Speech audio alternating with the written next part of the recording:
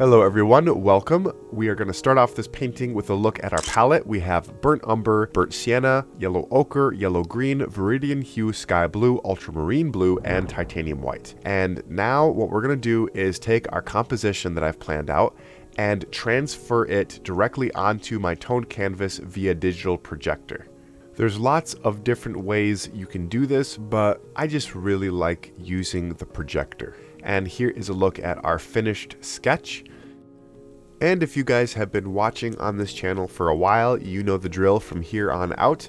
I am going to start with the block in, move into the modeling stage, and end the painting with those final details. Right now, just like you see me doing, I got a big brush. I'm throwing on some paint very quickly. In the block in, which is what we're doing here, I just, like I always say, I am just thinking about shapes and the core colors as well as the value. Although with the value, and if you don't know what value means, value is the scale of your lights and darks. I'm keeping everything very muted in this first stage of the painting because I know that if I use too high of a value right away, which is going to be white. White is the highest value we can get to with our painting. If I use that prematurely, then at the end of the painting, I won't be able to create that sense of lighting that I want with this painting because there will be titanium white already used up all over the painting. So I won't be able to coax out those really bright pinpointed streaks of light, because everything will already be at the highest level of light that I can achieve with my paints. So there is a little bit of a strategy coming into it where you want to make sure that you have somewhere to go with those highlights at the end of the painting. It just helps the painting run smoothly.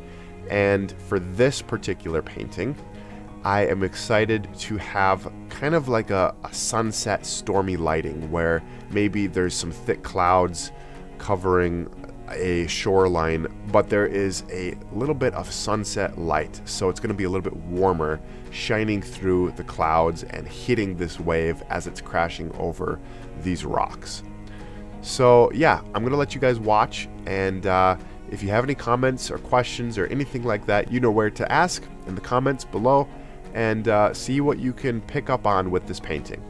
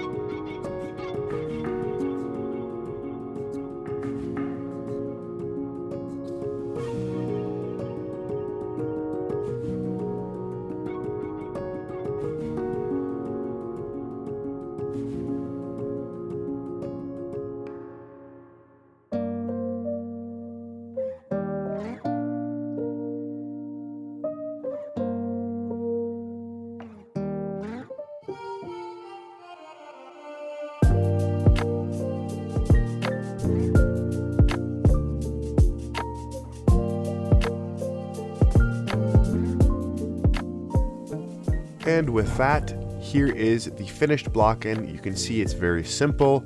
And one painting session is now complete. We move on to another. This is the modeling. Modeling is probably one of my favorite stages just because I like to see how you add a few strokes here and there and it really starts to make the painting look like it's coming into focus. So you start out blurry, you tweak it a little bit with some of this modeling, and it just starts to get a little bit more focused. Pretty cool.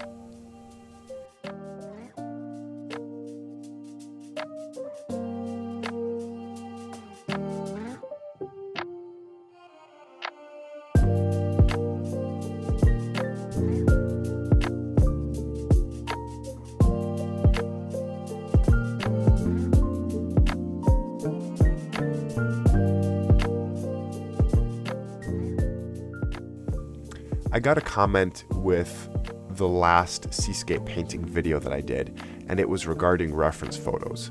And I guess I would like to point out that usually with a seascape painting like this, I actually have one main reference photo that I'm looking at, which is usually the one that I go off of for my composition, but I actually have a little file that I can pull up different reference photos from that kind of showcase different aspects of the painting, like white water, for example, the way the foam looks. I'll have a picture for that, and then I'll have one that really showcases rocks, and then I'll look at that when I'm doing the rocks. So I'll have a couple different photos for specific things that I can look at along with that main reference photo.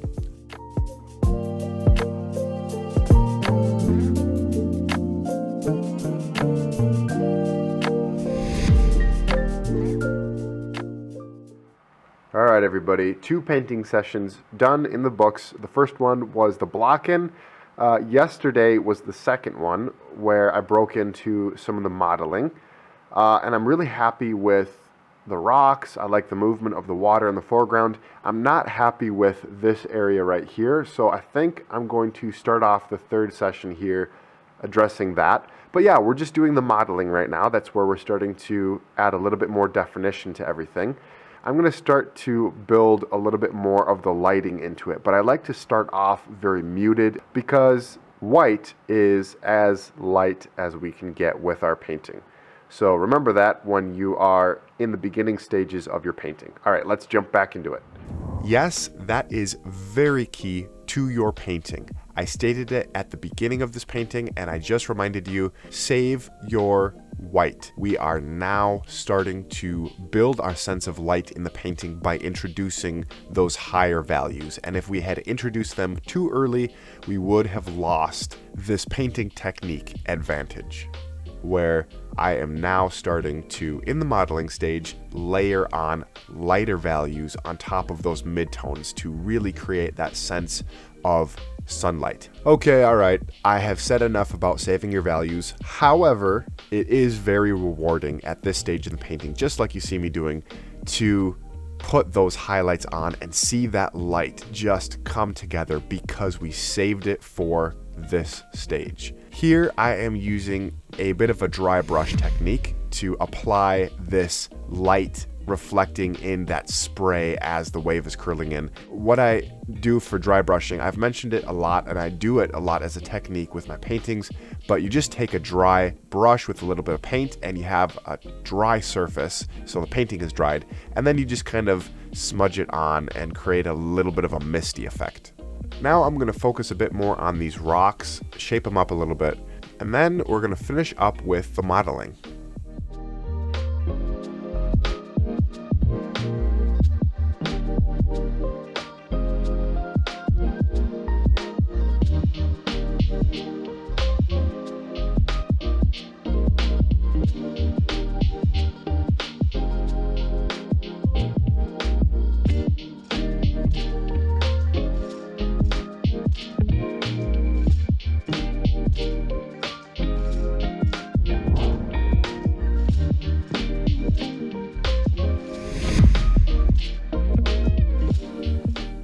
With that modeling stage complete, all we have left to do to finish up this painting is add on the final details. And for that, we have a small brush. This brush is actually a number 4 bristle brush. I think it's a flat.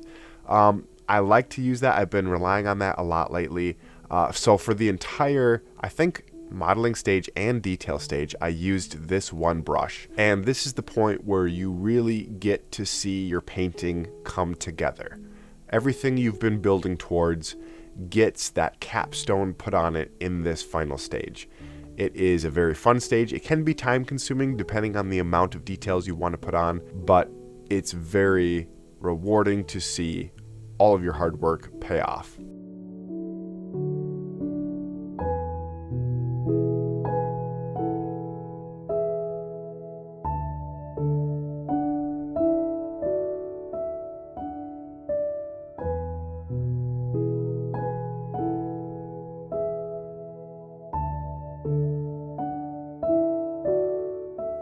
The color that I'm using here to highlight the eye of the wave was basically Viridian Hue with a touch of that yellow green to really liven it up, mixed with titanium white, because titanium white kind of tends to desaturate my colors when I mix it in to raise the value. So adding a little bit of that yellow green into the mixture helped give it that punch back to the color. So that is what I used to highlight that wave. But now I'm just gonna let you guys watch and study with your eyes. I'll catch you at the end of the video. Enjoy.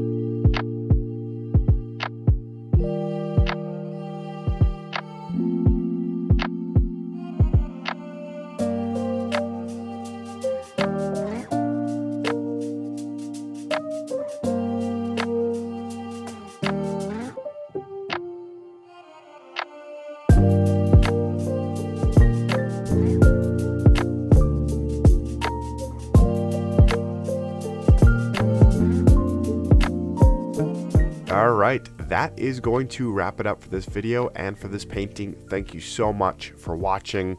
Here's the finished project. Don't forget to like and subscribe. We'll catch you guys in the next video, and until then, God bless y'all. We'll see you later.